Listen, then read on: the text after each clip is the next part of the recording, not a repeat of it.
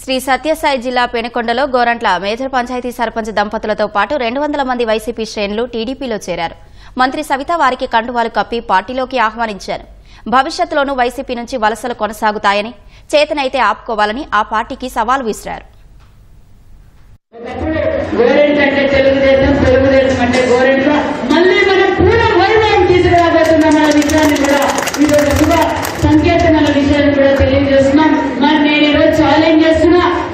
ఇంకా దగ్గరలో ఇంకా జాయినింగ్స్ ఉన్నాయి, చేతనైతే ఆపుకోమని కూడా వైసీపీ పార్టీ